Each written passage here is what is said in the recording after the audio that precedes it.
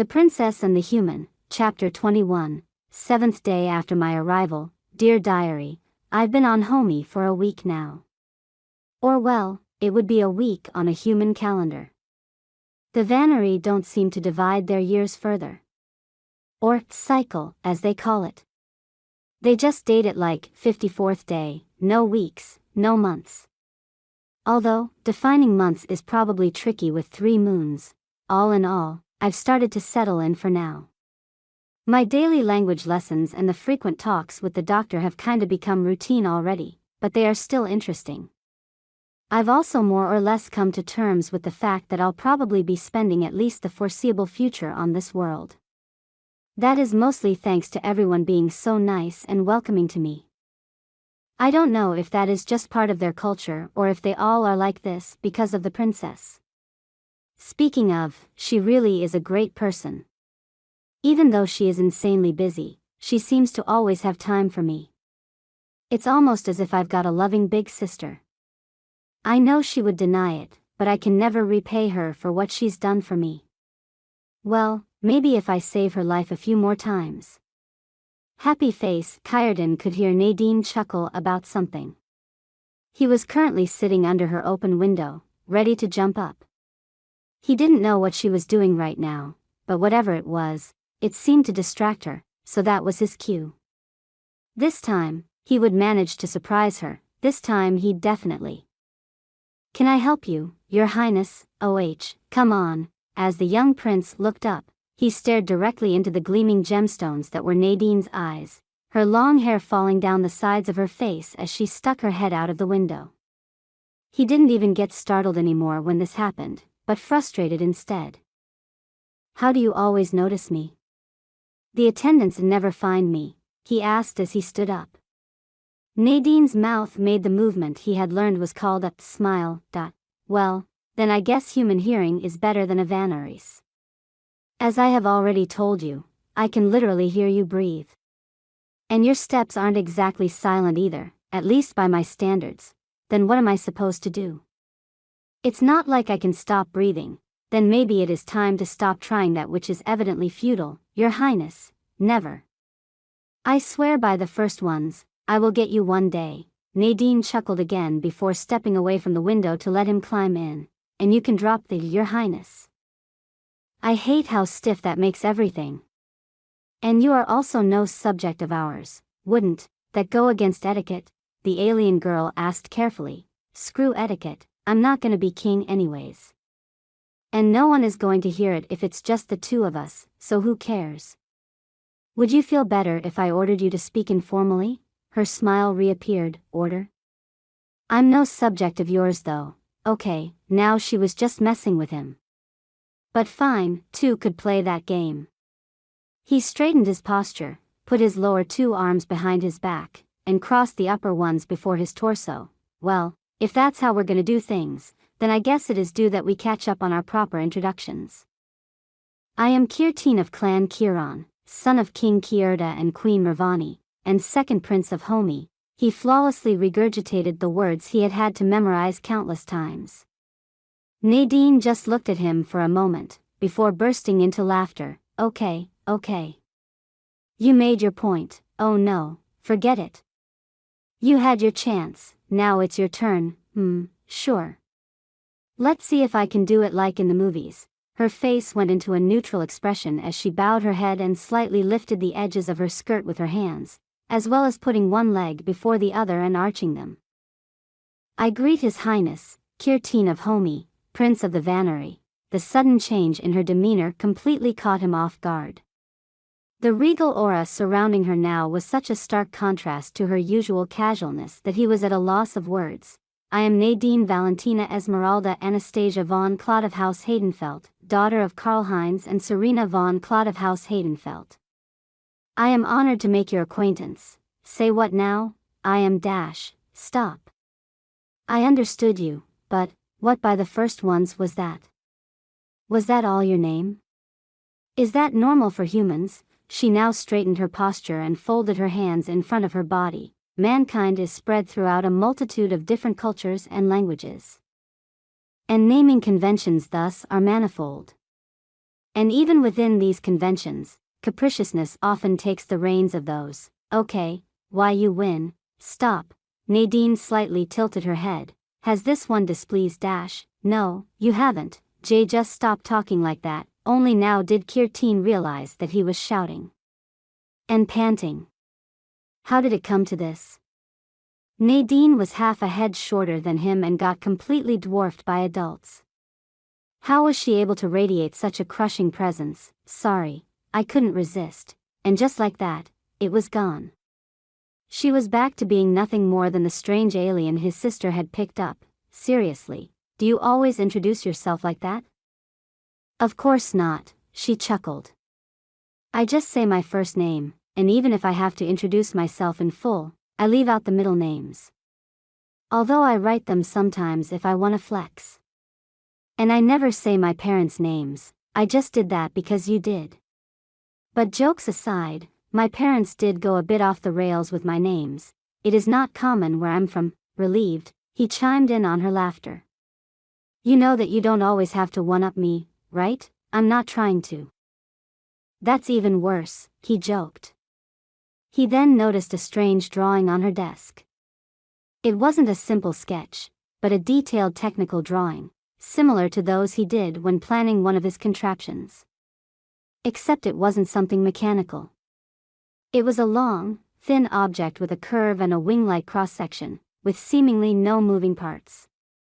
Why go so into detail for something that was basically a glorified stick? Or was it part of something bigger? What's that? Oh, just a boomerang. It's an ancient hunting weapon of my people. Well, at least if by my people, you mean all of humanity. Nowadays it's only used for sports. That specific version is called a Kylie, I think. Last year, my parents and I went to a hotel that had a range for those. It was fun, and dare I say I was pretty good. Anyway, the topic came up by chance when I was talking to your sister, and she offered to have one built so I don't have to sit in my room all day. Kirteen's head perked up at that remark. If you're bored, we could do some things. Can you climb, in this gravity? Definitely, then I know some great places. Follow me. He was already halfway out of the window before Nadine had the chance to answer. Sorry, but your sister wanted to speak with me. But it shouldn't take too long, so maybe later. See ya. Kirteen, you wanted to talk, Your Highness? Silgvani nodded. I believe I already told you that we are expecting visitors. Yes, the TYS tree, correct. Their ambassador is scheduled to arrive soon. We received message that they left the hyperlane, so subtracting the time the message took to reach us, they should be here in 2 days. She leaned forward and crossed her hands. Just to make this clear, I do not plan to restrict you in any way. I believe it to be the best to not yet announce that we made contact with a new species. But ultimately, that is your decision to make, as right now you are the one representing humans, she explained as she shifted her position. It's no problem if a commoner on this planet sees you. Most of them see at best one other species in their life. They won't notice that you are a new contact. Except of course our servants, but they are all in on this and trustworthy. But if an ambassador or their entourage sees you, that's a different story, so. I need to hide in my room. That got a chuckle out of the princess. No, don't worry about that. They're not gonna stay in the palace, huh? I thought the whole purpose of this palace was to greet and house guests, normally. You'd be correct. But the palace is too big relative to the number of people living here. Their religious dogma, therefore, forbids them from sleeping here. They will only be here during negotiations, so as long as you don't go into the West Wing, all should be good. The small alien cocked her head. That's an oddly specific rule, true. Maybe it has something to do with the fact that usable space is scarce on their planet. But either way, they take their beliefs very seriously, so they will be housed elsewhere. Considering our history with them, I don't want them to feel insulted again. Nadine made a questioning expression. Insult? Did that happen often? Not intentionally. And also not to me, it is just. She sighed. Well, you'll meet them sooner or later anyway, so I might as well tell you now. My parents are not good with words, as in, they are not good speakers, no, as in, I guarantee you that when you eventually meet them, they will say something inappropriate within the first 5 sentences and not even realize it. They are competent rulers, and I know I shouldn't say something like that about my parents, but diplomatically, they are a disaster waiting to happen. Both of them. Maybe it's because they grew up together. And with the Taistri it was especially bad. I can't even count how many concessions we had to make to them before I took over. My parents mean no harm, but they never think before they speak. And they never learn. It is no coincidence that I meet guests on the literal other side of the planet. The Princess and the Human, Chapter 22, with a slight thud, Lizo landed the shuttle on its designated platform next to the entrance of the Star Palace. Of course, saying that he landed it was a bit much considering almost all was done by the assistant. Not that he was complaining. A couple of generations prior, him learning how to fly a shuttle would have been unthinkable. He was a mechanic, not a pilot, and no one had the lifetime to spare it would take to master 2 professions. Nowadays though, at least simple vehicles like shuttles were pretty much entirely controlled by the computer. As such, learning how to fly one was a matter of 2 to 3 days. Still, even computers were never 100% perfect. So he still allowed himself a sigh of relief as he exited the vessel. After all the trouble he had gotten through to get this thing ready, the last thing he needed was something going wrong on the very day the ambassador was expected to arrive. At least while he was still in it. But now he had parked it, and some of the palace attendants had seen him do so and then leave. In other words, something happening now would neither be his fault nor his problem. Hey, aren't you, gimme a sec. Lasso? A voice called out from behind him. A soft, gentle voice he very much recognized. Almost, my lady, he answered as he turned around to Lady Nadine. It is Lizo. The alien noblewoman seemed to have just exited the palace and was now coming down the stairs of the main entrance toward him. Framed by 2 of the royal guards. She was also carrying a huge box on her back that was easily double her height. Why was she carrying it and not the guards? Can I be of your assistance? He asked with a bow. He was not going to repeat his mistake from last time, that much was for sure. The foreigner's expression changed for a moment. What it meant, he could not tell, before she started speaking again, pointing in the shuttle. You wouldn't happen to have another one of those lying around? Doesn't she have one already? He wondered. That was strange, considering it was common courtesy to give foreign guests a shuttle for their free use upon arrival. I am sorry, but I'm just a mechanic. I do not have the authority. Before he could finish, Nadine held up a document, a physical one at that, which stated that she could pick any free shuttle of her liking, signed by Her Highness herself. Very well. We have quite a few of them, but I'll have to check if there are free ones ready to use. Please give me a moment. As he went down to the hangars, Lizo wondered what he might have gotten himself into this time. Not that he had anything against Lady Nadine, but there were just so many strange things surrounding her. Why did she act so much like a commoner? Why did he never see her with her own attendants or guards? And now she was asking for something she should have gotten at her arrival, yet she didn't seem to be particularly bothered by it. As he checked the console, there was indeed one that was marked as ready, so he quickly made his way to it and flew back up to the palace's entrance. As he landed, he realized the group had grown by 1, and just a moment later, he recognized Prince Kirtine. Sure, I don't mind, Lady Nadine said, seemingly answering a question. But how come, Wait, let me guess. Your sister asked you to not be here when the guests arrive. She didn't exactly ask, the young prince retorted, but yeah, your shuttle, my lady, he said with a bow while quietly hoping that that would be it. A hope that didn't last long, thank you. Say, I'd also need a pilot. Are you free right now? Oh, only if you have nothing to do, of course, she hastily added. While he stayed quiet, Lizo sighed in his mind. Many of the palace's servants were just as trained in piloting a shuttle as he was. Why didn't she just ask any of them? Or did she possibly not know that and just asked him because she saw him fly it? Actually, now that he thought about it, why was he so against it? Sure, there was still a lot of work to do, but nothing specifically required him to do it.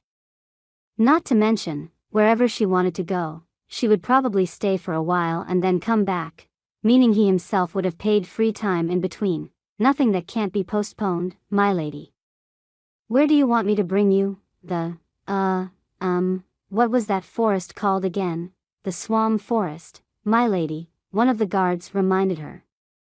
Right, thanks. Yeah, the Swamp Forest. Lizo entered the cockpit and opened the navigation. The Swamp Forest was actually quite a bit away, meaning this would probably take all day. Welp, that's the payback for last time her tin. He thought as he informed his coworker about the extra work he would have to do, that he was sorry, but that he'd been ordered by a noble, so there was nothing he could do about it. A knock on her cabin door awoke Kikla from her sleep. We are almost there, she could hear Kilo's voice from the other side of the metallic gateway. The matriarch stood up from her mattress and donned her ceremonial garments before letting her assistant in. Since he would also be acting as her guard during her stay. He was now with full combat gear and weapon holstered. Well then, she said, raising her arms upward. May the goddess watch over this meeting, and may she make Silvani be reasonable. Kilo nodded. Yes, indeed. Let us hope for the best, but also prepare for the worst, Kikla added. She is, unfortunately, not her parents, so we might need our insurance. Have your friends contacted you already? They have, he confirmed, pulling out a datapad. A few days ago, when the princess returned from her visit to the planet Svegplia, she seemingly left the secure routes for reasons unknown. They were attacked, and while they were able to win the fight, pretty much all her guards died. That was certainly interesting. It didn't directly connect to the situation at hand, but every piece of information was of value. Did your contact know who the attacker was? Unfortunately, no. But there was no diplomatic fallout afterward, so the process of elimination would point toward the Karaska. I mean, you know how her parents are. If it was anyone in the Alliance, there would be one member less now. That was certainly true. The Alliance was mainly a pact of non-aggression, paired with some joint operations like guarding the hyperlane entrances. But pretty much all parties of the Alliance had been at some point at war with each other, not to mention the large, fittingly named Alliance war a couple of generations prior that had ultimately led to this pact. There was still a lot of distrust, which was also the reason why the negotiations of every new interplanetary trade agreement were each a war in and of themselves. Were it not for the threat of the Karaska, the Alliance would have probably crumbled by now. And while the king and queen of Homi were overall pretty easygoing, they were very protective of their daughter. Had another Alliance member attacked Silvani, they would have sent out their armada without a second thought. And while news traveled slow across space, Kilo's contact would have definitely known that. But that is not the important part, Kilo continued and showed her a photograph. One of the dead guards had a wife called Kyla. She belongs to a former noble clan that fell from grace just 2 generations prior. Normally, she works as a maid at the Sun Palace, but was amongst others sent to the Star Palace to help with the increased workload our visit brings. Judging by her gossip, she seems to be very conservative. If we play our cards right, she might be convinced that the princess ascending to the throne could run, contrary to her interests. I play the cards, Kilo, Kikla reminded him, so you just focus on dealing them, he bowed. Of course, my lady. The Princess and the Human, Chapter 23. Before we land, Kikla addressed her attendants and pilots. I want to take some precautions. While we are on Homi, I will do the talking. And I mean all the talking. You are not to interact with any Vannery in any way, shape, or form. You will never talk to each other with your translator on, and even then you will make 100% sure no Vannery is in hearing distance. If you are ever in a situation where interaction is inevitable, you will only say the bare minimum of what is necessary and then end said interaction. Is that clear? The men bowed. Yes, my lady, good. Because we can't risk one of you slipping up. If the Vannery were to learn about the dire situation of our homeworld, that we desperately need new trade agreements, and that almost all attempts to get them failed, they will hold all the cards. They could literally demand anything from me in the negotiation. I would have to comply with what would no doubt be the most one-sided agreement in history. And after that, we might as well declare ourselves Vannery slaves, because in the best case we would have to dance in the palm of their hand for all eternity, or the entire alliance learns of our desperation and we end up getting bled dry by everybody. She picked up a translator, put it around her neck, and stood up. So whenever you open your mouth, do not think of the execution that is going to await you if you mess up. Think about after that, when you will stand before the goddess, how you will explain to her that it was you who sealed the demise of her people. The Saito landed and opened her gangway.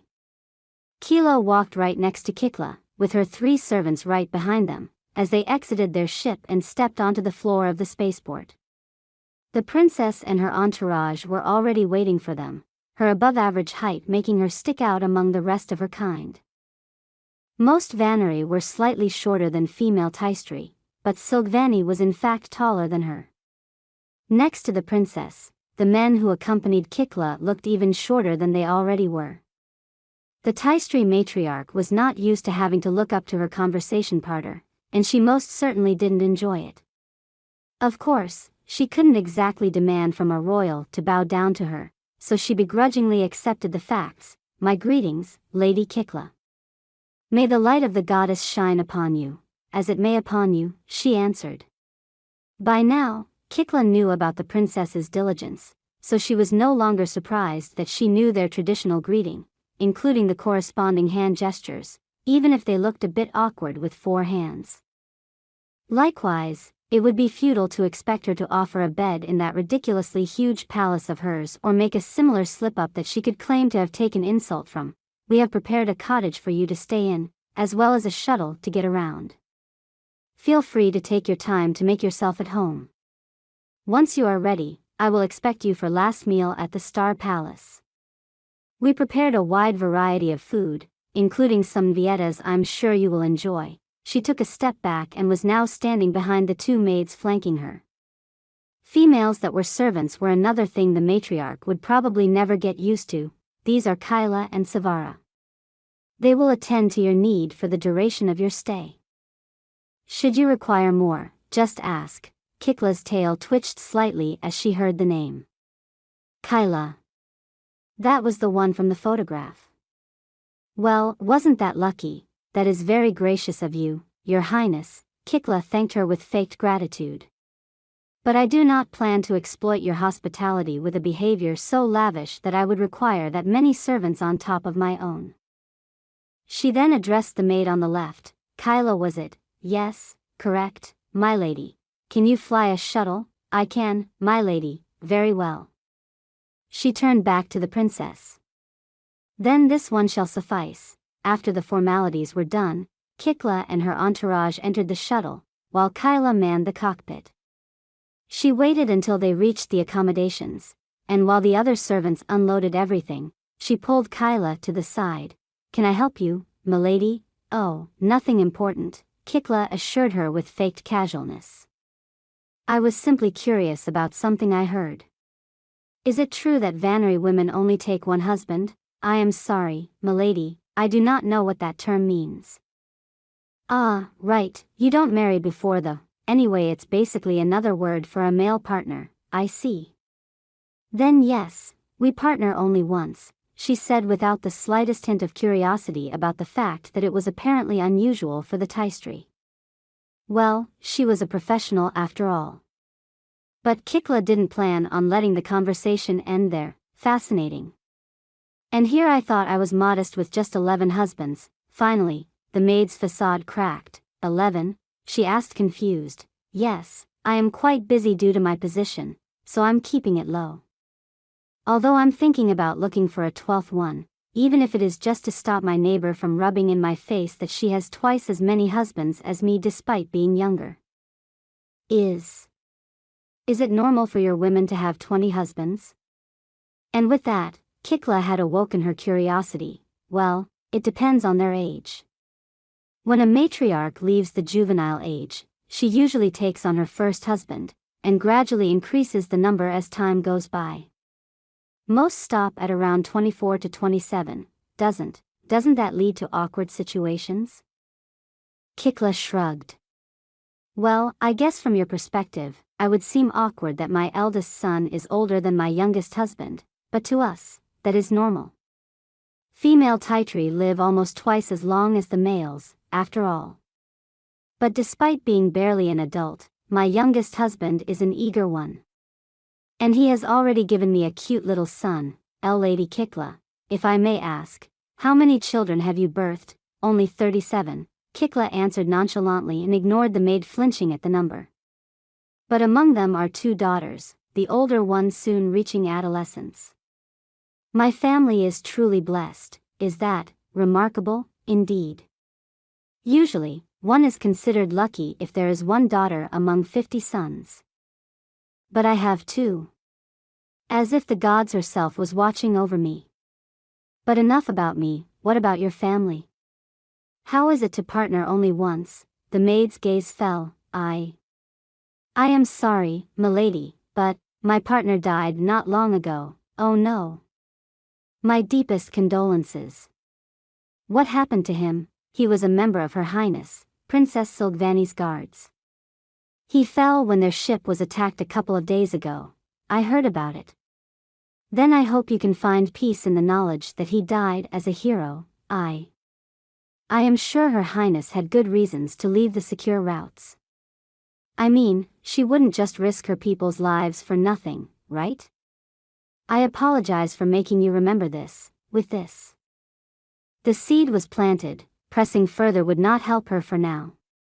Kikla went back to the others, leaving her soon-to-be ally alone in her grief. The Princess and the Human, Chapter 24, What's that? Kirteen asked intrigued as Nadine placed the large box on the floor of the shuttle's passenger space. He had no idea where they were going, but it was a nice coincidence that Nadine was going on a trip. Actually, why hadn't she asked him to come with her from the beginning? That's a freezer, the alien answered, a freezer. Weren't those heavy? He had heard that Nadine was a fair bit stronger than a Vannery, but he didn't know by how much. Then again, he also didn't know how much freezers weighed. Heavy could mean a lot of things after all. Also, weren't there portable freezers? Maybe it was one of those. But it was pretty big. Oh, you brought food? If she was bringing that much with her, maybe she planned to go for a few days? In that case, he probably should have told one of the maids he was going somewhere. Whatever, Sis told me to stay away from the palace today, and that's what I'm doing. Now that he thought about it, something about his sister had been odd today. Sure, she had been strict as ever, but the way she talked had been somewhat different. It's not for food. No, I mean, it is, but not to bring food with me. I'm out to, well, get some, huh? So, what, you are just going to buy groceries? That revelation kind of killed his excitement. Why not just send some attendants, because I'm not going to buy it. The thing is, Nadine hesitated, seemingly looking for the right words for whatever she was trying to convey. Do you know the term, carnivore? No. What's that? It describes an animal that eats other animals. Oh, you mean meat eater? The alien girl blinked a few times at his statement before turning to one of her guards. Does it get translated when I say carnivore?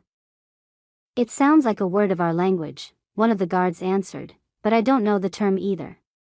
I also know them as meat eaters.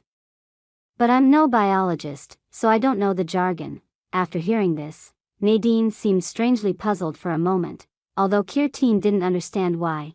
Okay, well, anyway, my kind, humans, are what is called omnivores.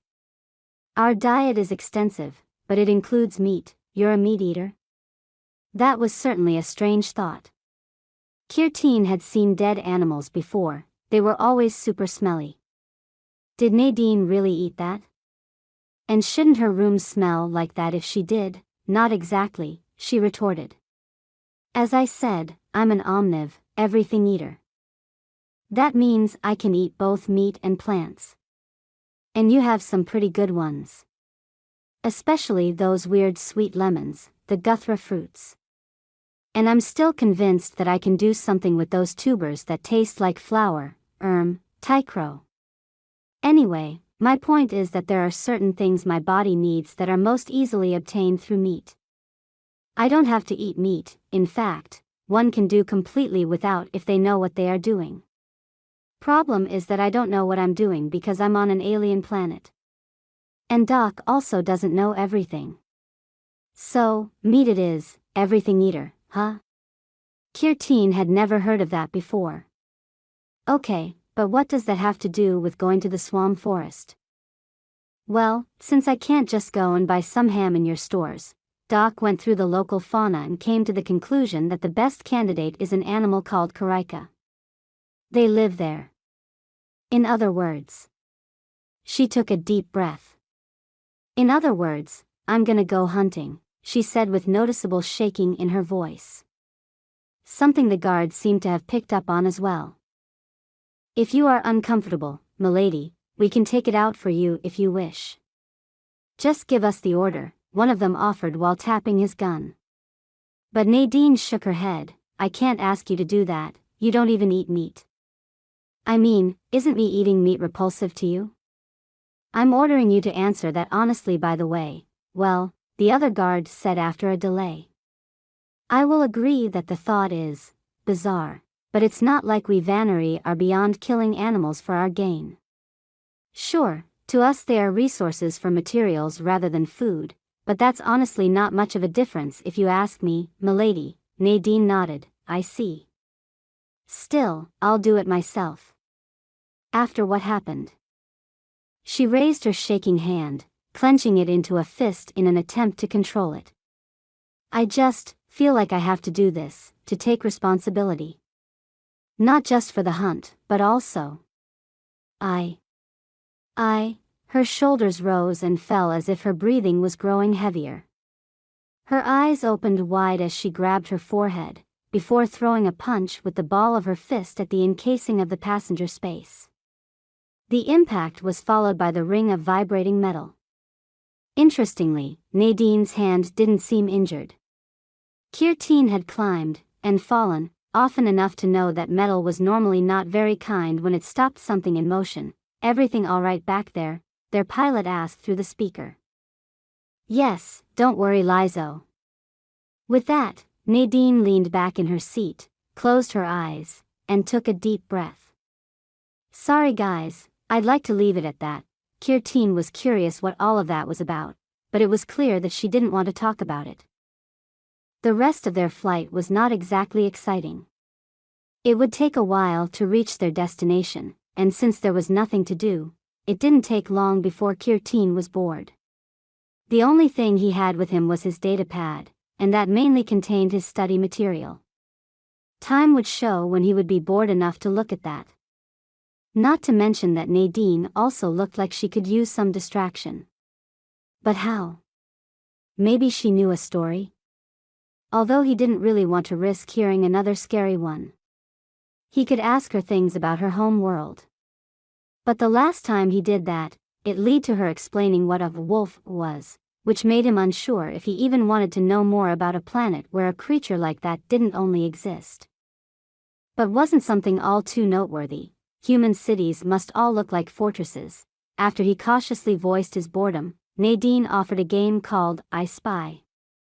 It sounded fun at first, but it became dull rather quickly once they realized they were way too fast and way too high up to point at things outside, and there wasn't exactly much inside to see. It was followed by a few other ideas that all fell through for the same or similar reason, like something called the alphabet game, which didn't work through her translator. But in the end, each failed attempt bought some time, and after a few invis, they reached the forest. Are you not coming, Lizo? Nadine asked as they stepped onto the grassy ground. Kirting had been in a variety of gardens so far, but this was the first time he was out in nature like that. In front of them, a tall, wide forest threw its shadows. I'd rather not leave the shuttle unguarded, milady, I see. Makes sense, I guess. Flanked by the two guards, they made their way through the trees. Some looked very old and great for climbing. Kirtin wasn't sure if he should try it though. They were actually quite a bit apart, so the terrain wasn't very difficult and they could see pretty far. How do you plan on hunting, anyway? Do you have a gun? He at least assumed that's how one would hunt. Most animals he knew were way too hard to catch otherwise. Your guns are too big for my hands, not to mention I never used one. I have this though, Nadine answered and pulled something from the scabbard on her back. It was a strange, curved object that he recognized from the drawing in her room, a boomerang. Oh, right, you said that was a hunting weapon. Can I see? The alien girl nodded and gave it to him. It was actually heavier than he expected, but holding it was no problem if he used all four hands. Though as he examined it, he just grew more confused.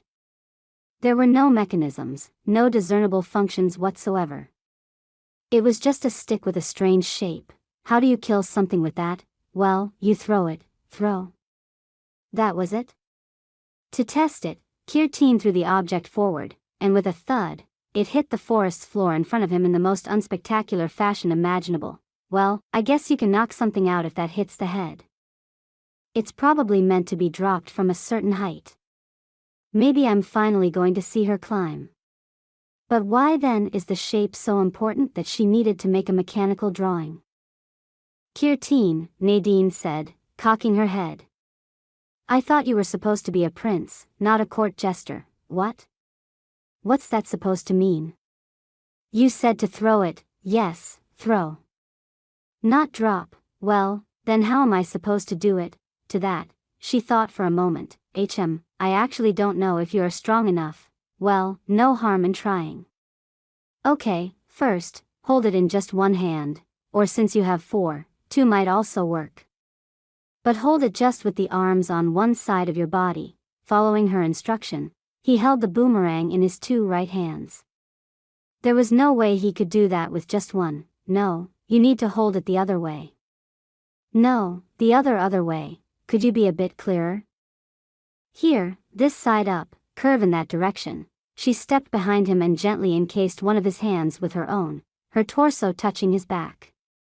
It was the first time Kirtin was so close to her, and he just now realized how warm she was. It felt strangely nice how her warmth embraced him from behind. She then slowly moved, carefully guiding his arms. No, move it like this. Make sure to stay horizontal. Slice the horizon, and then let go. Why horizontal? If you don't stay level, it'll curve. Sometimes you want that, but you need a lot of training before you can hit curve throws. That's no beginner stuff. Yes, like that. Now do that as fast as you can, then let go. And so, he did. The boomerang spun 2 times, then hit the floor a few lines away from him. Yeah, as expected, Nadine commented as she picked it up. What do you mean? I did exactly what you said, Emicham. Your form looked good. But you simply lack the... Suddenly, she stopped talking, and her gaze seemed to fixate on something further into the forest. The Princess and the Human, Chapter 25, lack the what? Where are you looking? Instead of answering, Nadine did a strange gesture, laying one finger on her mouth, before pointing deeper into the forest. Following her gaze, he at first saw nothing, but after a moment, something moved between the trees. Shortly after, a tall animal came into view maybe 300 lines away from them. It walked on 6 legs, the body thin on each end with a wide midsection. Its broad head sat on an elongated throat, which he used to reach a low-hanging twig and gnaw off some leaves. Kirtin couldn't remember ever seeing this type of animal, but that didn't mean much. He had only been taught about those which were of economic importance to his people. Was that how had Nadine called it? Karika? is that the one you were looking for? Pushed. Sorry, what? PSHT, why are you hissing? Suddenly, the Karika jerked its head around. Spotting the four of them, it then turned around and ran away. A moment of silence followed before Nadine took a deep breath. I wasn't hissing, Kirteen, I was telling you to be quiet. Hissing means, be quiet, it's not hiss, yes, that's what it means. How am I supposed to know that? The alien girl sighed. True, I guess you couldn't have known that, but you still could have been quiet by yourself. Why though? As he finished the question, Nadine's eyes opened a bit farther as she stared at him. She then quietly turned her head, looking at the point where the Karika had stood. Then back at him, and back into the forest again. That's why animals run away when you talk. Now he was even more confused. Sure, technically, the Karika had been right to run away. They were trying to kill it after all. But it didn't know that, it was just an animal. They run away when they get startled. And talking loudly is usually a good way to achieve that. The Onrix in the stables never did that. While he hadn't seen many animals in person, he was sure that was something he would have remembered. Yes, because domesticated animals know they are safe. Not to mention you can't exactly run away when you are locked in a stable. Oh, right. Makes sense. Well, no point in crying over spilled milk. Just remember to be quiet the next time we see it. We are not familiar with this forest, so I'd prefer not to do persistence hunting. She then turned to the two guards. Do you have anything we could mark the trees with? I'd like to avoid getting lost. The guard seemed to think for a moment before firing a few shots into the nearest tree trunk. What is the thing you just said? Kirteen wondered. The thing you want to avoid, persistence hunting? That's basically the oldest hunting method in the book. The idea is simple. Intentionally make your prey run away and then chase it until it collapses. What? That's it, and what if you collapse first? Well, humans can do something called sweating. It allows us to regulate our temperature to increase our endurance. Because of that, we outlast most species. Still sounds dumb, oh, does it now? Suddenly, Nadine turned towards him and closed the distance between them in an instant. Startled, Kirteen tried to step backward, but his back hit the wide trunk of a large tree. Then why don't you try to get away from me? She asked, looming over him. Well, not literally over him, he was still half a head taller than her, but the presence she radiated made it feel like that was reversed. But I must warn you, she continued. She was now leaning against the tree behind him, her hands left and right of him pushing against the trunk. Running away from a human rarely ends well. The size difference was no longer just a feeling. Somehow, her head was literally above his. Even if you outspeed me, I will always catch up. She angled her arms, getting her even closer. Even if you shake me off, you will always leave tracks I can trace. Her face was now directly in front of him, and he could feel the warmth of her body. A warmth that had previously been giving him a gentle, soothing feeling, but was now almost suffocating him. Even the shimmering gemstones that were her eyes somehow looked menacing now. And even if you hide, I will always find you, because her mouth was now directly next to his auditory hole, and as she opened it again, no voice came out. She didn't talk, just exhaled. Yet somehow, he could hear her say words within that exhalation. I can hear you breathe. What was going on? He very well knew that she was just teasing him, again, but why was it so different this time? Why couldn't he move? Why was his heart beating so fast? Why was she suddenly taller than him? With a burst of laughter, the alien girl stepped away from him, and by doing so, pulled him out of his stupor. I'm sorry, that was a bit much. Only now did Kirteen realize that he was sitting at the tree's foot. At some point, his knees had seemingly given in without him noticing. Silgvani straightened her posture as the servant placed the next plate on the table. It was the last dish planned for this day, a single set of nvietas. These peculiar fruits often grew in pairs that would end up intertwined with each other, but not conjoined. The name literally translated, embracing fruit, and they were a holy symbol of the goddess's love as she embraced her creation. That was at least what the Taistri believed. As far as Silgvani was concerned, she was simply glad that their tradition only dictated that they had to share it on the first day of their meeting. Nvietas were an absolute pain to store, and even if one did everything right they would still spoil very quickly. Even freezing them didn't help, on the contrary, it made them inedible. Well, inedible for a taistri at least, a vanieri couldn't eat them in either state. For that reason, what was now in the middle of the table wasn't an actual pair of nvietas. Instead, it was just a single one. Its partner had been removed and replaced with an artificial one, molded from a hardened dough and made to look like the real thing. Refusing to share the fruit with the ambassador would have not only been considered a grave insult but could in the worst case be interpreted as the princess mocking or even renouncing the peace between them.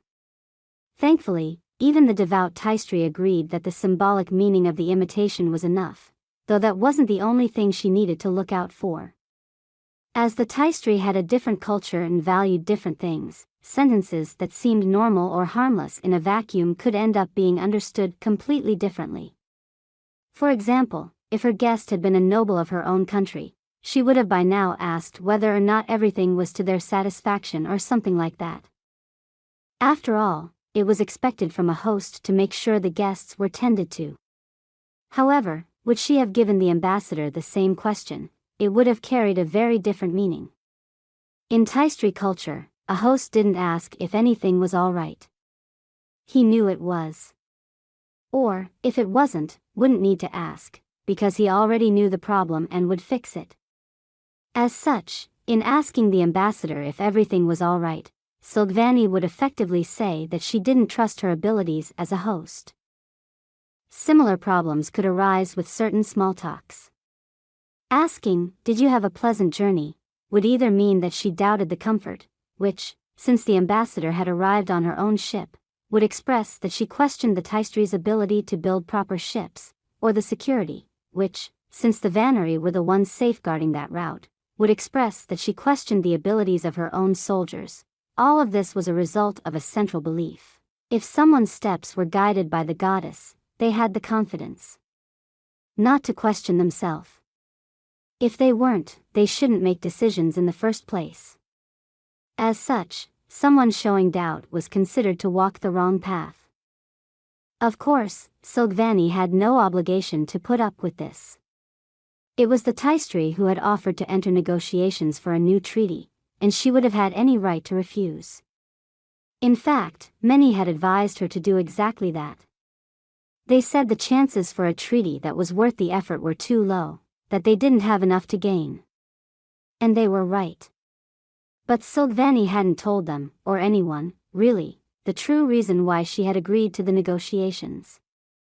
The reason was the very thing that came to everyone's mind first when they thought of the taistri: titanium. The metal was used in many things, and the taistri sat on an entire planet full of it. They had been selling it to basically everyone in the alliance. And the vaneri couldn't have created their great fleet so easily without it. But over the course of 2 generations, things had suddenly changed. The taistri had become more and more reluctant to sell their ore, slowly letting their trade agreements run out without renewing them. It hadn't been obvious from the get-go. Communication past the hyperlanes was difficult, so most races thought another one had struck a better deal. And when it finally came out, they blocked all questions, simply stating that it was their decision what happened with their resources. While that was certainly true, it was also very suspicious. The fact that they completely refused to let any outsider visit them didn't help. Various rumors followed, many voices accusing them of secretly building up an army or other ulterior motives. The princess herself wasn't sure what to make of this. Why the secrecy? Threats like Karaska were a valid reason to bolster up one's forces. There was no reason to hide it. However, they were clearly hiding something. If not, why cut off the main source of their wealth? And why then keep trying to get treaties that aren't even close to being as beneficial as the old ones for either side? That was what Silgvani was after. The ideal scenario would be to get the ambassador in a situation where she had to admit the truth. Or, to be precise, the ideal situation would be to get a new deal for metal shipments on top of that. But even if that couldn't be done, she needed to at least know whether or not the Tystre's secrecy hid something that could be a threat to her people. That information was definitely worth the stress and troubles she had gone through for this meeting. May the goddesses love embrace us. Ambassador Kikla started the traditional phrase and picked up the real half of the Nvieta's pear, pointing the fake one at the princess. And may her light shine upon us, so we may meet in harmony and without discord, Silgvani finished, before both of them simultaneously took a bite. The Princess and the Human, Chapter 26, I'm hungry, Kirtin whined as they kept plodding through the forest. He had no idea how long he had been following Nadine, but it was certainly past mealtime by now. I brought some Guthra fruits, they're in the shuttle. You can have them once we get back. But I told you from the start that this trip would take a while, but not this long, he panted. Also, my legs hurt. Kirtin definitely didn't consider himself unathletic. He frequently climbed and ran, but he had never been just walking for this long. And it wasn't just his legs. He was out of breath, and his entire body felt hot. Well, this could have been over already, but you had to startle the Karaika. Nadine seemed to be completely unfazed by the long walk. While she did look a bit different, her face was slightly redder, and glistening drops of some strange liquid had started to appear on her skin. She showed no signs of actual exhaustion. By now, Kirtin no longer doubted her claims of high endurance, but despite her dismissive tone, the alien girl stopped and turned around. How about you two? She asked the guards. Don't worry about us, milady. We can still go. While the two seemed in better shape than Kirtin, they were trained soldiers after all. Their exhaustion was still noticeable. I see. We're going back, finally. Wait, no, going back? That means walking the same distance again. First ones. I'm not gonna survive that, but before he could say anything Nadine turned her back toward Kirtin, squatted down, and put her hands behind her back. All right, piggyback, what back? Kirtin asked, cocking his head in confusion. What are you doing? Waiting for you to get on. Get on with what? She stood up and looked at him, raising one of the patches of hair that grew above her eyes. Were you never carried? Yes. I mean no. I mean, when I was a kid. You're still a kid, so are you. At least he thought she was. He did at least remember overhearing his sister and the doctor calling her a child. That is as true as it is beside the point. Kirtin, look, staying here is not an option. Either I carry you back to the shuttle, or you walk. What will it be? What do you mean, gone? Silgvani asked much louder than planned. Just as the ambassador of the Tystre had left and the shuttle was out of sight, and the princess thought the stress was over at least for today. Maida came running and dropped this bombshell. I mean that we can't find him, Your Highness, the maid explained. While we admittedly kept the search discreet so our guests wouldn't notice, he couldn't be this elusive. But as it stands, your brother was served first meal, and was not seen again afterward. Could he be hiding somewhere? He is quite good at that, certainly, the maid acknowledged. However, he usually does that for just a short while in order to pull off some prank or sneak somewhere he is not supposed to be. Not the entire day. And even if, he definitely wouldn't miss last meal. Well, wasn't that just great? Where could Kirtin be? Before the ambassador arrived. Silgvani had told him to not show himself to her, so maybe. Could he have left the palace? If he did, he didn't use any of the gates, none of the guards saw him. We also went to the shuttle hangar, but he didn't request a flight either. Unless we have a significant breach in our security, he must still be around. Did you check the kitchen? I actually was waiting there until now. I was sure he would show up. Are any guards missing? First ones. He should at least be smart enough to not go without an escort. Only two, but I was informed they were accompanying Lady Nadine. Nadine? Oh, right, I remember. Wait, do you think he went with her? Maida was silent for a moment. I guess. Considering all realistic options, that is the only one left. But that would be alarming in and of itself. 2 high-priority targets are way too much for just 2 guards. Silvani let out a sigh of relief. Don't worry. You should have seen what happened on the Star Treader. Search palace and gardens again just to be sure. But if he is really with Nadine, then his security shouldn't be of concern. Something was wrong. Although Kirtin couldn't really put his finger on what exactly. The situation as a total was strange, sure, but it was not what felt wrong. Sure, being carried was a bit embarrassing at his age. After all, he was almost 5 cycles old. However, the way Nadine carried him was different, so that didn't count.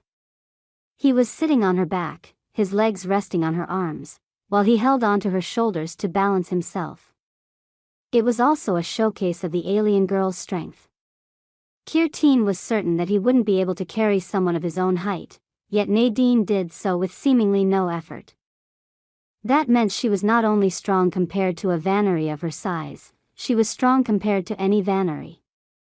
Not that he was so heavy an adult couldn't carry him, but surely not as nonchalantly as she did.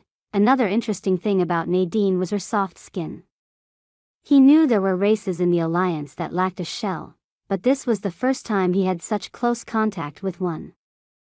While Nadine's clothing covered more of her body than his did, most of her back was free, so he could feel how it slightly gave in under his weight.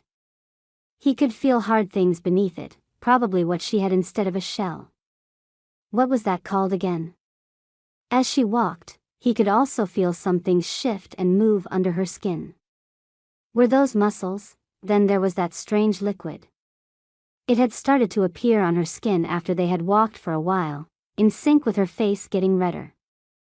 It felt weird when he touched it the first time, but now he was glad it was there. The long walk had made his body become quite hot, but wherever the liquid was on him, that part of his body had cooled off quickly. All of that was bizarre, for sure, but none of it was what felt wrong.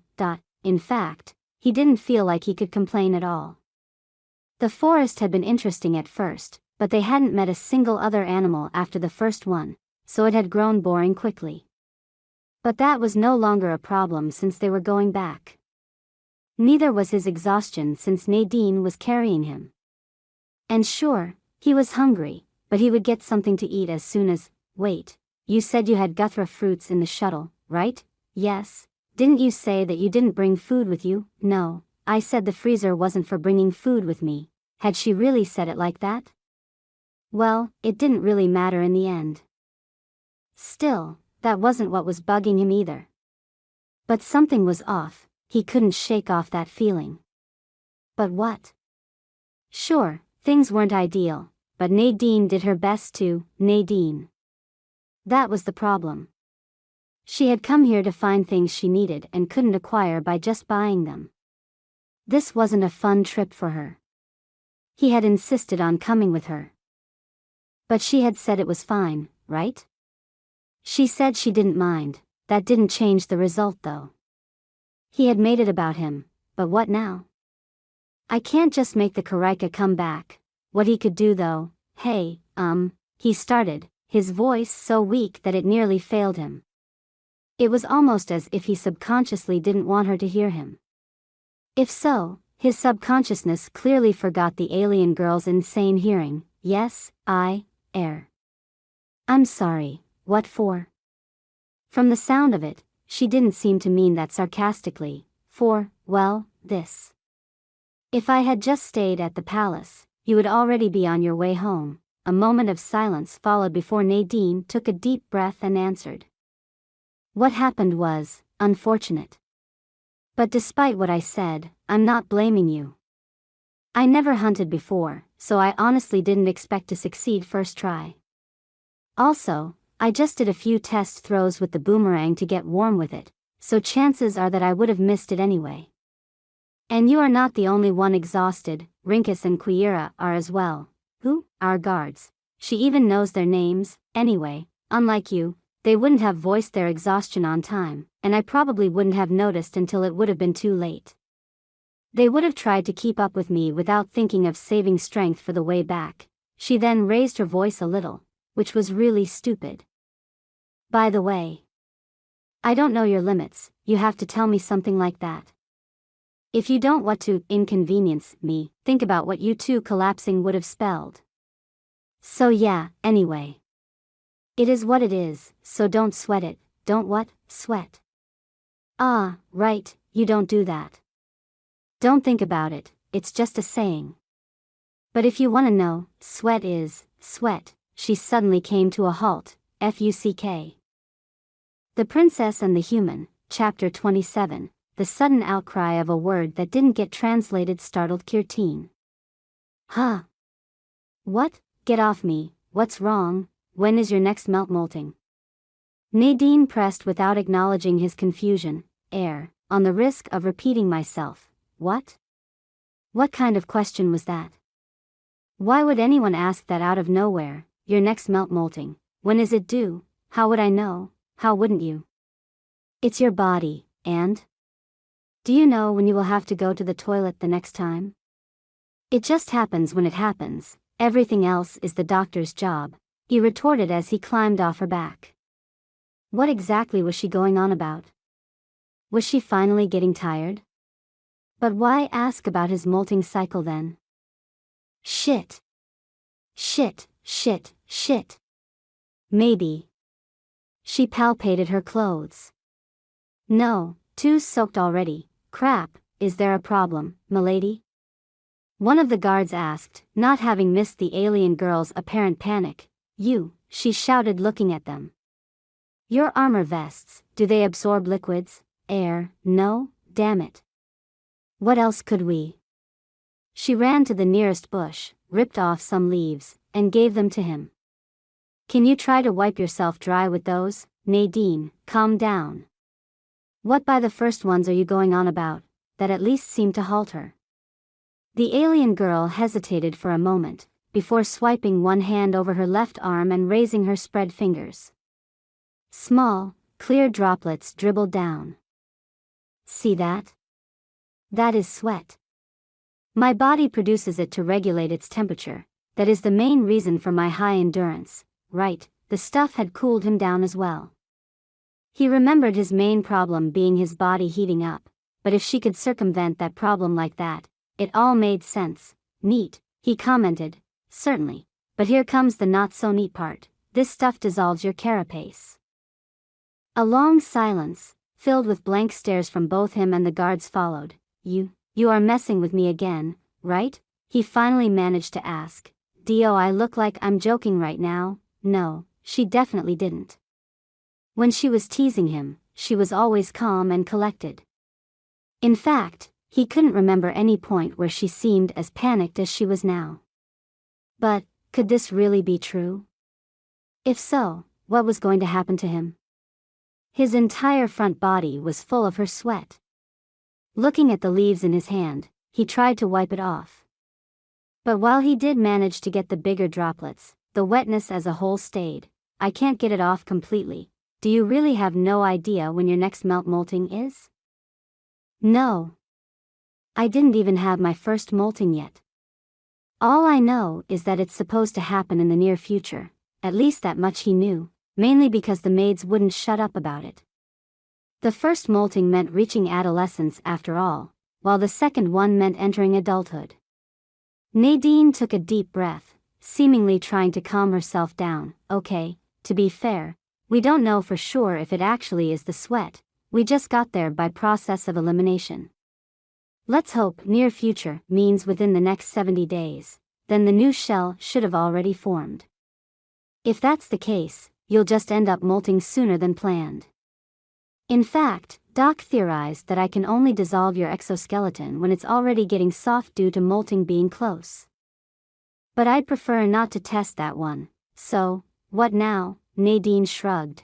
Back to the shuttle, back to the palace, get you checked up, and while doing so hope for the best I guess. Have you recovered a bit? I should be able to walk the rest of the way. As they got near the clearing where they had landed, Nadine abruptly halted once again. He was just about to ask, but as Kirteen followed her line of sight, he saw it himself. A Karaika, possibly even the same they had seen before, was right in front of the shuttle. His left side pointed towards them, while the head was buried in the passenger space. "What is that thing doing there?" Kirteen asked, doing his best to keep his voice low this time. "Don't know, maybe we're not the only ones who like guthra fruits. But why is the door open in the first place?" One of the guards added quietly, but with audible anger. "What is our pilot doing?" To that, Nadine seemed to squint her eyes. Kirteen wasn't exactly sure what that was supposed to achieve. By the looks of it, sleeping, seriously? He thought. So much about guarding the shuttle. Then again, this was a unique chance. Well then, go for it. Surprised, Nadine turned her head toward him. "You sure?" "We're kind of in a hurry. It'll take us multiple invis to get back anyway. Now at least try so this wasn't completely pointless." "I don't feel any different, I'm probably fine anyway." Huh, did he really just say that? He hadn't really thought about his words, but in retrospect, it didn't really sound like him. After a moment, Nadine nodded before turning to the guards. "I know I said I'll do it myself, but if I don't hit right, I might just wound it. In that case, please finish it off. I don't want to cause it to unnecessarily suffer." She then pulled the boomerang out of her scabbard and slowly edged closer toward the Karaika. However, she was still over 100 lines away when she stopped. Despite their situation, the only thing Kirteen felt at the moment was curiosity. After having held it himself, he was intrigued to see how the fancy stick was supposed to kill such a large animal. It was an open field, so she clearly didn't plan to just drop it on its head. But what else could she do? Especially considering how far away she still was. She had shown him how to use it, sure, but he apparently had made something wrong. However, she had never told him what it was supposed to look like, only that ideally, she needed to hit the head or neck. The former was impossible right now as the head of the creature was inside the shuttle, but a bit of neck was still visible. Seemingly unfazed by the still large distance to her prey, Nadine assumed the same pose she had taught him and held it for a moment. Then, like a spring that was wound up to its maximum let loose, her arms snapped forward and let go of her weapon. The boomerang shot forward, spinning so fast it almost looked like a disc. In an instant, it had bridged the distance. But the alien girl's aim had been off. Instead of the neck, she only managed to hit the loin, not that it mattered. With a force that rivaled a stationary kinetic gun, the weapon smashed into its target. The blunt impact was so brutal that the Karaika's body around the point of collision burst open, causing its blood to splatter against the hull of the shuttle. With a loud cry, the large animal stumbled back, but his body no longer had the integrity necessary to support its own weight. With an ugly cracking sound, it fell on its side, causing the tear in its loin to rip open further. As it hit the ground, a large portion of its organs were pushed out through the hole. The remainder of his life force followed quickly, leaving behind a motionless cadaver. Whether its quick death was caused by the injury itself or something else, Kirteen couldn't tell. Thinking straight, in general, had become difficult. He just stood there frozen and stared motionlessly at the scene. The very same was true for the guards left and right of him, and even Nadine herself. However, the alien girl seemed to regain her composure quicker than him. Right. I kinda didn't consider that this thing was made to kill Earth animals. The Princess and the Human, Chapter 28, a blood-curdling howl tore Lizo out of his nap. As he shot up in his seat, he could hear the dull sound of something heavy falling over. Looking around confused, he spotted a huge splat of blood on the left side window of the cockpit. For first ones know how long he was just sitting there, blankly staring at the bright orange stain. He didn't understand what was going on. Was someone injured? But that was so much blood. Was this an attack? But by whom? Should he fly off? It was only after he saw movement outside that he managed to pull himself together. Crouching down and pressing himself against the casing, he made sure that someone looking in wouldn't see him. Then he confirmed that the cockpit was locked and couldn't be opened from outside. After a few moments, voices became audible. They didn't sound hectic or in any form stressed, on the contrary. He waited a bit longer, but still, nothing seemed to happen, so he slowly raised his head. Through a still clean spot in the window, he could see Lady Nadine next to the shuttle's passenger door. The alien noblewoman seemingly just stood there looking at the ground. Her mouth was tightly pressed shut and her hands were visibly shaking. Shortly after, she balled her fists and hit them together before letting her arms fall down again. Finally, she took a deep breath, squatted down, and disappeared from his field of vision. Confused, Lizo opened the cockpit. He was immediately hit by an awful smell that definitely couldn't be explained with just the blood on the window. Okay, let's do this. Please tell me I didn't rupture any digestive organs. Following Nadine's voice, he found her hunched over what looked like the carcass of some large animal. Judging by the gigantic wound in its side, the blood probably came from it, and the stench's origin then were the creature's organs spilling out from it. Taking another deep breath, the alien noblewoman pushed her fingers into the wound, and with seemingly no effort, tore the entire side of the beast open. Lizo fell back into his seat and closed the cockpit. He did not need to see whatever this was. Okay, come on, you can do this, though apparently, he had to hear it. Nothing with feces in it has burst. So far so good. Let's see, some shuffling noises, followed by what sounded like a lot of wet things hitting the ground. That actually somewhat worked. Shoot. That's not a stomach, is it? Do you need help, milady? One of the guards asked with a suppressed gagging noise. Actually yes, can you shoot this part? Maybe that'll cauterize it. Gunshot, well good enough. Wait, does this even fit in the freezer? I'm afraid not, milady, shit. Okay, maybe without the legs. 6 times the sound of something snapping, followed by a tearing noise. Are you done yet? Can I look again? He heard the prince ask. 1 sec. Arg, damn it. Okay, Rinkus, hold the lid open. I'll try and squash the middle. A loud crunch, followed by the sound of someone vomiting. Maybe, without the head, milady, I don't know. That thing's brain seems to be in the head, so the throat should contain an artery with a lot of blood in it. We don't have the time to bleed it out. Kirteen needs to see the doctor. Okay, different plan. I'll just take out some pieces that look good, and the rest will leave here. You go and get Kirteen.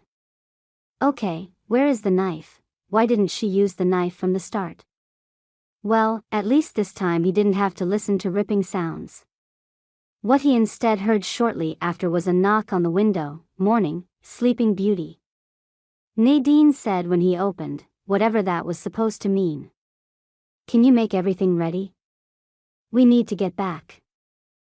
As you wish, milady, Lizo, glad that the passenger space was separated from him so he at least wouldn't need to smell blood the entire fight, fired up the engine, checked the instruments, and, Nadine's head once again appeared next to him. That's not something you want to hear your pilot say. What wrong? Give me a moment, milady. Lizo exited the cockpit, to the right, walked to the back of the shuttle and crouched down. Only to realize that by now, the entire ground was covered in animal blood. Screw it, this was more important. Ignoring the gross wetness he felt on his back, Lizzie slid under the shuttle and opened the casing. Everything looked fine. Nothing to even indicate a leak. But how else? Her tin, blood dripped from his back as he stood up again and faced Nadine. Milady, I'm afraid we have a problem, I noticed. Yeah, well, you see, it seems like someone borrowed this shuttle without authorization. And without recording it. Meaning this shuttle was marked as having a full tank. Even though it hasn't. What? One of the guards shouted. Are you serious? You took 2 of the most high-priority people on the planet on a flight without checking the fuel. As I said, it was marked as fueled. Though that is not an excuse, I agree that I should have checked myself. I am deeply sorry, milady, Nadine sighed. We can talk about blame later, for now, it is what it is. What's the fastest way to get back now? Well, we can call the palace, but the new shuttle will take about as much time as it took us. The same goes for calling a tanker. How much do we have left? Is there a gas station in reach? We need fuel, not gas, he reminded her. Anyway, we won't get far. One moment, he went back to the cockpit and checked the navigation system. North of here is a small village, we should have enough to reach it. She nodded. Good. Then let's get going. While we do, call a new shuttle, and tell them to bring Doc with them. Dr. Githey, it stinks, Kirtine noted. He had tried his best to keep quiet, but the blood covering Nadine, the guards, and a good portion of the passenger space really started to reek like a dead animal. He was glad he didn't get any on him. It was a similar smell to last cycle when he had found one of the Onrics in their stable dead. He once again wondered how Nadine planned to eat something that smelled so gross. Yes, this day certainly didn't go as planned, Nadine answered, sounding tired. How is that village called again? He asked, mainly to distract himself from the stench. Looking out of the window, he could already see it. It was really small, maybe 100 houses or so, Voriag, I think. Let's hope they have some sort of express shuttle in the palace so we don't have to wait too long. Can't we just borrow a shuttle? Why are you even so sure that they don't have fuel? They also need to get around somehow. Somehow, yes, one of the guards explained, but not with shuttles. Commoners can't afford that, Your Highness. And the few that can wouldn't live here. They landed in a free area next to the village's entrance. Kirtine had never seen houses like that. They looked completely different than the ones in the cities, even those which were owned by commoners. Still, there were a few things on most of the houses he was pretty sure were damages rather than style choices. Looks pretty run down, Nadine murmured, having noticed it as well. Why don't they repair it? Because repairs cost money, Your Highness. Not everybody has that, the guard said again. What had Nadine called him? Rinkus? Or was that the other one? From the looks of it, this is probably a double-taxed village. Nadine abruptly halted. Double-taxed? What is that supposed to mean? Well, the guard clarified, as the name implies, they pay double the taxes. You see, during and after the Unification War, there was a lot of land that needed to be distributed among the new lords. Back then, King Kiran was pressed for time, so the distribution was a bit sloppy. To this day, it sometimes happens that a noble re-evaluates his fiefdom and notices some errors, causing the borders to move a bit. In some cases, that means the border now runs right through a town. And since the town now belongs to two fiefdoms, both lords have a right to tax the inhabitants. How the hell does that make sense? Why would anyone want to live somewhere like that? Kirtine added to Nadine's outcry. They don't, which is why they move away. At least those who can afford it. But not everybody can. Meaning the town bleeds its middle-class citizens, leaving the poorer ones behind who then have it even harder. Why do you know all of that? Aren't you a guard? My hometown was the same. Though we were somewhat lucky. Most of the richer people lived in the same area. Once everyone from there was gone, they demolished their houses, so the town no longer crossed the border. That's still bullshit. Nadine pointed out. Why are there no safety nets for that? She took a deep breath. Well, it'll still take a few hours, sorry, Invis, till our new shuttle arrives, so let's hope they still have their doctor. After that, we should look for somewhere to clean ourselves and grab something to eat, right? After everything, Kirtine had almost forgotten his hunger. Although, the slight stinging in his abdomen didn't really feel like hunger. As he rubbed his hand over his belly, he could feel something wet and sticky. Oh, look. My first melt molting, he proudly proclaimed as he raised his hand. Then he realized that the stuff sticking to his hand wasn't his melted shell. It was blood. The Princess and the Human, Chapter 29. Trees were rushing by below them, as Githay's shuttle made its way eastward. While she was waiting for them to finally reach their destination, she took a look out of the window, watching the rural towns framed by fields and some patches of mostly untouched nature fly by. While she hadn't spent all her life in the big city, but this was probably her first time going this far into the outskirts, at this point, I have probably seen more of other planets than my own. Kind of ironic, unfortunately, most things she saw were quickly gone again, so she couldn't see many details. Maybe this was an idea to spend her next day off. But for now, she was here for her job.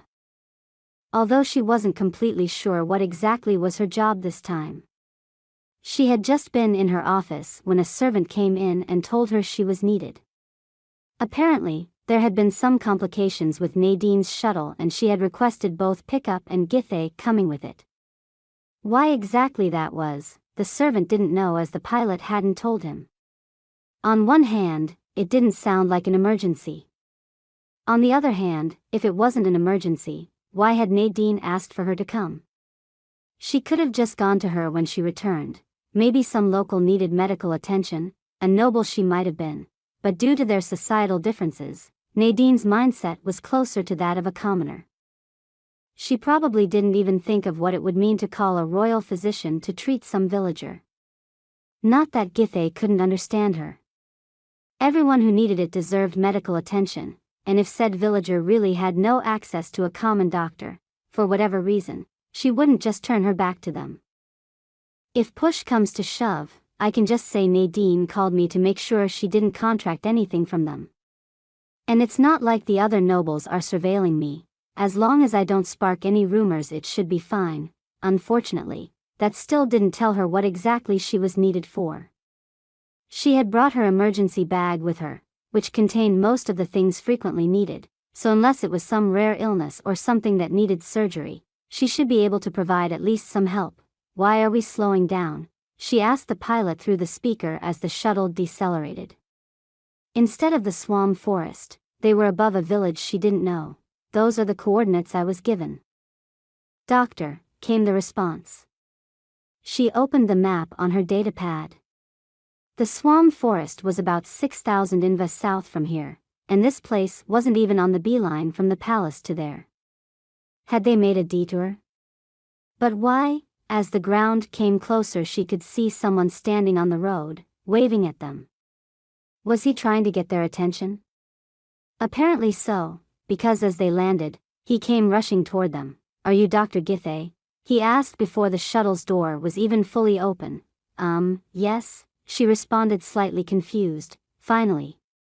Quick, follow me. Wait, Githay stopped the man before he could run off. She then lowered the shuttle's ramp so her bag could roll out. The whole thing was way too heavy for her to carry, so it was mounted on motorized wheels and programmed to automatically follow her. Who are you, anyway? She asked when they finally started to move. You can call me Hurek. I work for Dr. Nako. Wait, so there is a doctor here? For what am I needed then? In the light of dusk, the two of them made their way through the village. Clearly slower than Hurek would have liked, but the road was badly maintained so Githay's bag cart couldn't go very fast. After what the assistant's hurry made feel like an eternity, they reached a rundown building that the sign above the door identified as Dr. Nako's clinic and whose state didn't spark much hope in her. Doctor. Hurek called as they entered. She's here. A door opened next to the counter and a male Vannery who looked like he was twice Githay's age stuck his head out. Are you her? Presumably. I am Githay of House Troku, royal physician and in service of Princess Silgvani. What's going on? That seeming caught the old doctor off guard. Royal physician. How? No one mentioned. No, that has time for later. Please follow me, milady, and so she did, but as she was still unsure what to expect. She couldn't suppress a shocked gasp. Prince Kirtine. What is he doing here? Actually, weren't some of the maids searching for him earlier? Does Her Highness know of this? the young prince was lying on a sickbed, eyes closed. Several bandages were wrapped around parts of his body, all of them blood-soaked. Next to him stood 2 palace guards, both covered in blood. "This isn't His Highness's blood," one of them quickly said as if he had read my mind. "Wait, Highness, yes," Githey explained to the old doctor, "this is Prince Kirtine." "Is he sedated or passed out?" "He fell asleep after I gave him some pain medication," Nako answered, finally pulling himself together. "His condition?" "Multiple shell failures. None of them big, but they add up. And I couldn't tighten the bandages enough for the pressure to stop the trickle." "Why not?" "That was detrimental. If the bandages weren't tight enough to stop the bleeding, they were only a half-baked solution." The old doctor stepped closer and pointed at the prince's torso. "His shell is too soft. I have never seen something like this. It's like he has the shell of an old man." Carefully, Githey applied some pressure on an uninjured area. The old doctor was right, it was way too soft. That meant the ruptures were probably caused by incautious movements. "What hardeners have you applied?" None. "Whereby the first ones did you learn your craft?" "I am well aware when hardeners are to be applied, milady. I would have already done so if I had any left," he answered, seemingly feeling attacked by her questioning his expertise. "As if letting your stock run out was any better." Peeling off one of a bandage on the abdomen revealed a creek through which blood trickled out, thankfully not very strongly. With 2 fingers, she managed to hold the wound closed. Good, that at least meant his shell hadn't completely lost its integrity. "But why had it softened then? Do you know how this happened?" she asked the guards. Lady Nadine said something about some liquid. What was the name again? Something with S, I think. The other added, "Sweat." "Yeah, that was it." "Oh no, she called the assistant. "Go back to my shuttle and tell the pilot to call the Kalhanar hospital. We need an ambulance. Tell him to use my code, he'll know what that means." He nodded and ran off. She then raised her lower left arm, giving her bag cart the command to come to her, middle panel of the hind left. She called the doctor while still holding the wound. "There should be some Midien." "Give me that." Dr. Nako quickly procured the bottle and gave it to her. Midien was a common hardening agent. Applied to the shell, it would make it temporarily harder and hopefully prevent further ruptures.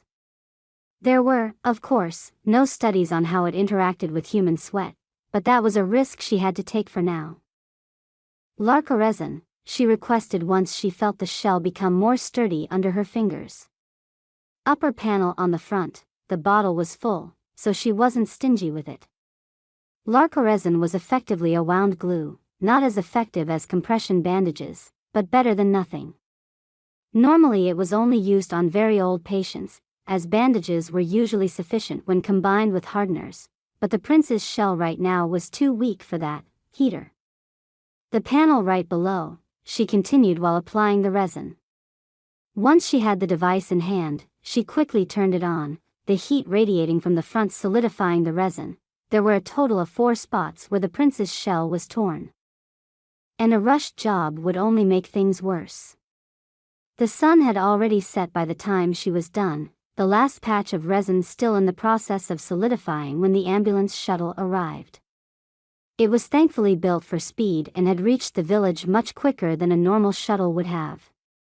Not wanting to risk any more injury, they decided to take the whole sickbed with them, promising the old doctor he would be compensated. Finally allowing herself to catch a breath, Githey sat down before fixating her gaze on the guards. "Why by the first ones didn't you clarify the situation? Where is your pilot anyway? It wasn't that bad when he called you. The bleeding only started once we were here. It was just one spot at first, but more open quickly after. We didn't know if carrying him would make things worse, so we instead helped Lady Nadine find a doctor, right?" "Nadine, where is she?" The guard pointed at a door that led her into a waiting area. Inside, she found the small alien sitting on the floor, her arms hugging her knees, her face buried between them. She was covered in more blood than both of the guards together. "Nadine?" she carefully asked. "No answer, Nadine," she repeated with a bit more emphasis. She knelt down in front of her, slowly extending her hand toward her when suddenly, her head shot up. "Don't touch me," she screamed, causing Githey to flinch backward. For a moment, they just looked at each other quietly. "Don't." Nadine ended the silence, but her voice broke. It was as if all her remaining strength had been put into the last shout, leaving herself drained. Her voice almost wasn't audible anymore when a clear liquid started to flow out of her eyes. "Don't touch me." The Princess and the Human, Chapter 30. At least 24 heads turned as the doors of the large shuttle opened and 2 rows of heavily armed guards marched out into the light of the rising sun. When their total number counted 8 pairs, they stopped, forming a corridor. Silvani personally doubted the necessity of this presentation, not least because she was here for private reasons. But she understood that this was a formality expected from her, especially since this was her first public appearance since her return. Even if this wasn't really a public appearance, she simply had something to do here, and here happened to be a public space, straightening her cape, the symbol of her status. She stood up and exited. As quick as she could while still looking dignified, she made her way toward the group of buildings in front of her. Her guards also started moving so that she was right in the middle of their formation. Silvani had always been of the opinion that it looked ridiculous how she towered over her escort. Most members of her family from her father's side were above average in height, but she was tall even when compared to them. Her uncle always called her figure imposing, rather than silly as she did, but even then it was just marginally better. She wasn't a warrior, there was no point in being imposing. Leaving the landing platform behind her, her group walked along the broad pathway leading to the entrance. It was a wide, paved alley, framed by statues of various Vanari and alien species. Like most institutions in the great harbor town, the Kalhanar Hospital was designed for the purpose of being able to cater to the needs of every no-otherworlder. Of course, the only otherworlders visiting Homi were the few political guests each cycle, so they almost never had patients who weren't Vanari.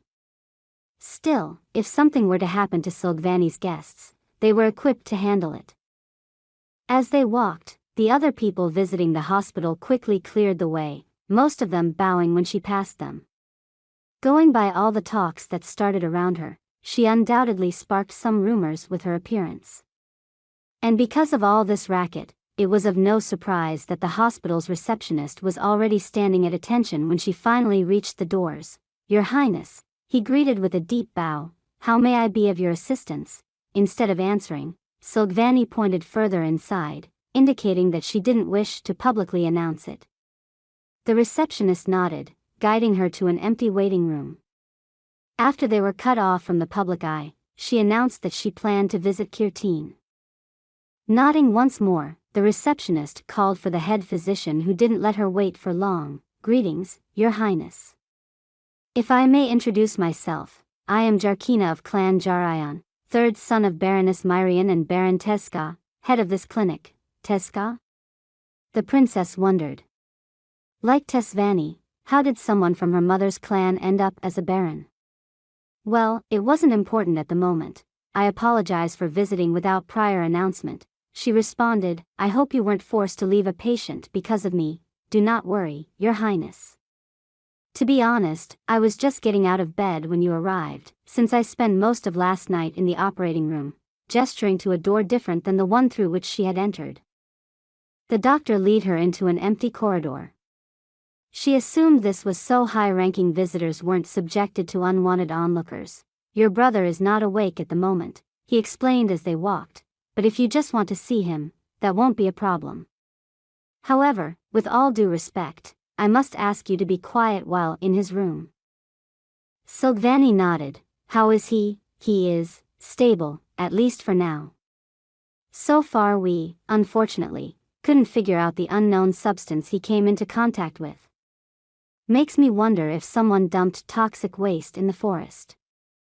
But whatever it was, it drastically weakened his shell, which then tore. The princess nodded, though she didn't listen too carefully, since she probably knew more than the doctor about this unknown substance. She was mainly concerned about his chances of recovery. But his shell didn't melt, did it? You mean like molting? No, nothing of sorts. Although, if someone was already close to their molting, the substance could work similarly to the tincture some used to molt early. Albeit much stronger. Maybe if thinned down. Who knows, maybe that's exactly what the substance was meant to be. Failed experiment. Or too successful. Subconsciously, Silgvani moved her hand over the piece of cloth that covered the wide cavity in her belly. They walked for a while, going 2 stories up, until they passed what had to be an entire platoon of guards and reached a door. The doctor opened but didn't enter with her, only she went in. For a while, she just stood there in silence, looking at the pile of pillows and bandages shaped like her brother. He didn't move, just laid there, peacefully. Almost like, no. She told herself. He is just asleep. Just asleep. The way the large bed made him look even smaller than he already was reminded her of Nadine. Nadine, Silgvani was conflicted. No matter she spun it, the small alien had almost killed her brother. Not intentionally, of course, she would never impute that to her. Nadine was a sweet and loving girl, and Silgvani cared deeply for her. It had been nothing more than a moment of carelessness. However, Nadine had known that her sweat had at least some reaction to them. And that was on top of her monstrous strength. Carelessness was something she couldn't afford.